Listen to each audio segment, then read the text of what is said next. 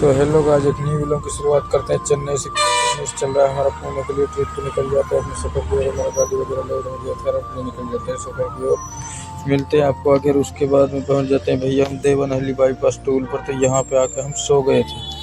तो यहाँ पे सो कर उठ के अभी सुबह चलते हैं, चाय वगैरह पी कर निकल जाते हैं अपने सफर की ओर। उसके बाद में पहुँच जाते हैं भैया चित्रदुर्गा। देखो यहाँ पे सर नारियल का पेड़ है चित्रदुर्गा, मतलब काफ़ी पेड़ है यहाँ पे।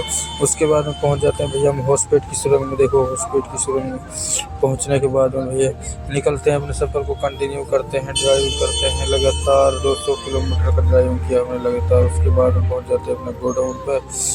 तो ये हमारे गोडाउन पर गाड़ी लगा खड़ी कर दिया है। गाड़ी हमारे सामने खाली होकर उसके बाद में चले जाते हैं कोल्ड ड्रिंक के लिए। आज के लिए इतना ही। मिलते हैं नेक्स्ट वीडियो में।